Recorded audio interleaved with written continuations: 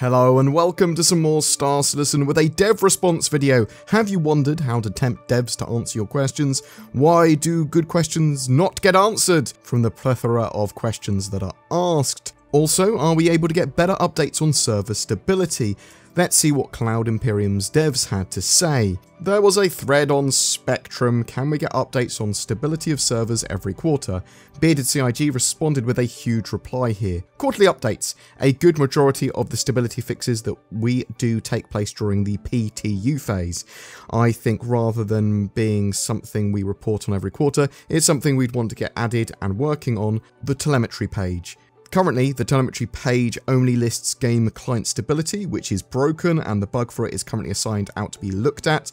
So we'd want to add server stability to that page as well, but I'd also prefer to have a more useful visualization than just the current stability, because in the future, the way that we're going to measure stability will change. Would be nice to hear a team discovered XYZ and should we see 10% improvement or something like that.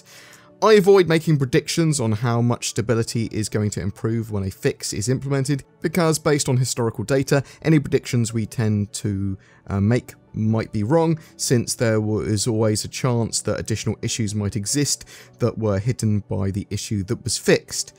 Stability improvements. Currently, server and client stability have a set threshold that we aim to beat for every release. Sometimes we're able to reach that goal, but sometimes it doesn't go that well. Part of the reason why that happens is because we're using the data on the PTU to represent what the public environment might be like, and that doesn't always end up being accurate. Sometimes the smaller sample of players on the PTU will play the game differently or doesn't generate enough traffic to run into certain issues. Sometimes the rapid iteration of the PTU environment prevents us from seeing issues that only occur on game servers that have been running for a while. Because of this, any time a build is released, we keep an eye on it to look to see if things are stable as expected, and if not, release additional patches to help things along. Some of the biggest improvements that we currently need for stability has to do with how stability issues are reported in our analytics. The way that we currently measure stability doesn't do a good job of measuring what the player experience is actually like, because it uses statistical averages without any way to look at specific gameplay loops. For alpha, this is fine because we can look at the numbers and say that the average player experience is stable, but the problem with averages is that while yes, some players are going to have a great time and go hours or days without encountering a server crash, that isn't true for everyone. This model neglects to identify issues that occur with gameplay that might have a smaller number of players participating in it. For server crashes, there's two things that can easily help to identify these kind of problems, and that is how long the server was running before it crashed, and what location the server was hosting. Just to answer anyone that's wondering, well, why don't you have that information? The people that would help me get that information into an analytics event that can be visualized into graphs are also the people that are working on critical game functionality. A lot of the current stability analytics that I have were implemented by our backend services, networking, and platform teams. Big thanks to Tom, Clive, and Benoit. So it's a question of should they work on improving stability analytics or work on developing the game. Here's how those two types of data help. Knowing how long the game server was running before it crashed makes it easier to see if there are rare but easy to reproduce crashes. Let's say there's a 100% server crash that occurs for a mission that's at the end of a chain of missions, super specific situation that isn't going to be run into very often, but for the person that's on that mission, the game is going to feel pretty unstable to them because every time they try and complete it, the server goes down. With the way the game currently works, this wouldn't work well, because since the game server hosts the entire solar system, it's possible for a server to have been running for some time before running into an issue like this. That will get better with server meshing, but we may still run into accuracy issues because of our player in this situation isn't guaranteed to be the first person to join that server. Knowing the location that a server was hosting helps make up for those accuracy issues, but not until the servers are hosting more specific locations. Currently, our server crashes do have location data in their analytics events. The problem is that the game server hosts the entire solar system, so its usefulness is really limited to being able to identify crashes that occur in Persistent Universe, Arena Commander, or Star Marine. All of that is useful because Arena Commander and Star Marine related server crashes can help us identify and fix rare combat related crashes in the persistent universe, but it isn't going to help us identify our above example of someone that's crashing the server when doing a specific mission. As server meshing becomes more mature and the game servers start to host locations dynamically based on where the players are located, it becomes easier to be able to identify those rare but bad stability issues, because we'll be able to see if there's a specific location that has a worse stability than other areas. The recent playtesting of the Xenothreat event that our players helped us out with helped to illustrate how important this kind of information can be.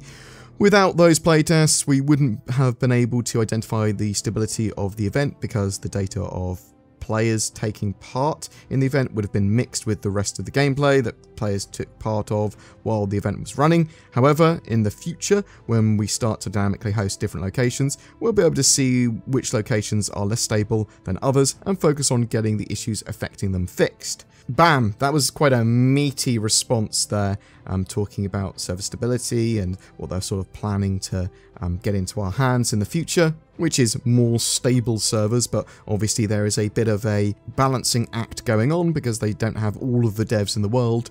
They do have a lot of devs, but some of them are working on certain things and not others. What is the best method to tempt a dev to respond to a question in Ask the Dev threads, though? So, CIG's Clive Johnson responded to this. When a question is outside a particular dev's domain or would require them to speculate, then the dev won't respond. Or that particular dev won't respond. Another dev might know the answer, but not all devs feel comfortable posting on a public forum. CIG encourages us to engage with backers and respond to questions, but it's strictly voluntary. Of course, we are all kept pretty busy, and juggling work and life can sometimes make it difficult for devs to find time to check the forums and to see if there's a question they could answer.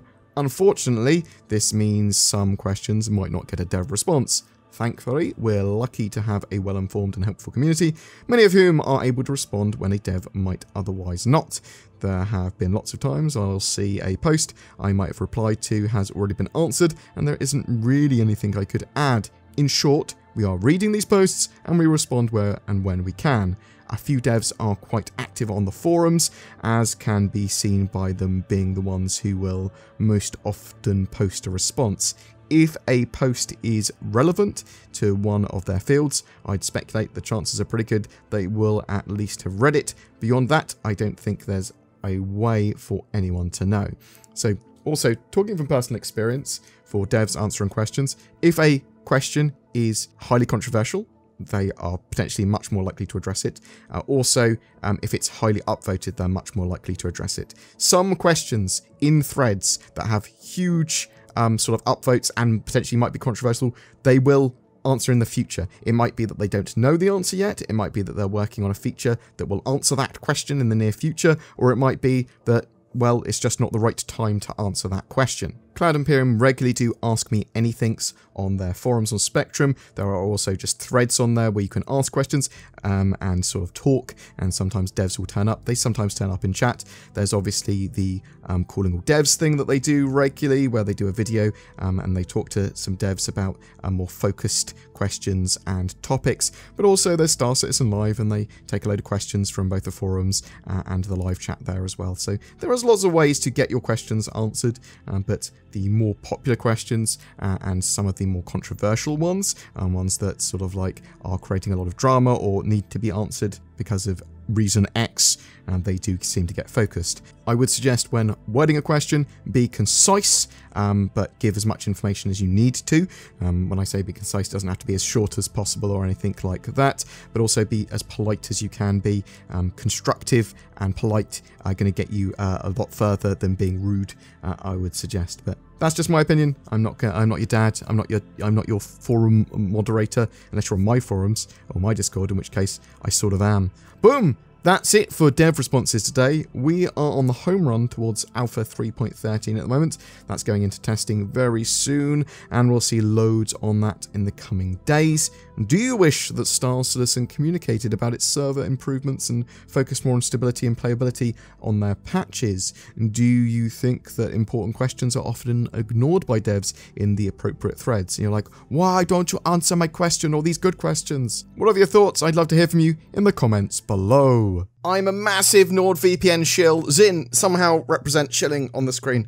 In the current climate and modern digital age, you want your spaceships and internet browsing histories to remain yours and yours alone. I don't want some guy, let's call him Big Jake. I don't want Big Jake to see what I've been looking at. I don't want to even keep a record of what I've been looking at. No stealing my credit card infos. No, no, no, no. NordVPN provides protection and anonymity, it makes you anonymous, and accessibility to the internet. And if you are looking for a VPN, consider it, because it's also cheap. Or use the links below for discounts and deals. Every month we have a ship giveaway, and March is no different. We're giving away a trio of ships, one each to 3 lucky winners. This month with a Origin 100i, 125A and 135C, all with game packages. Zin, have them flying around screen. All you need to do to be in for a chance to win one of those is comment on any of my videos made throughout the month. More details down below in the description. Please remember to like, subscribe and share the video, tickle the bell, whatever that means. It helps grow the channel and helps us make content more regularly. If you would like to further support the channel, please consider becoming a YouTube member with the join button below the video. You'll get some exclusive content each month as well as a badge and emotes to use in your comments. There's also Patreon and direct donation links too. It's all down in the description below. Click on all of it. All of it. Thanks for watching. I hope you have a great March and roll on Alpha 3.13. Say thanks for watching, Zin. Thanks for watching, Zin.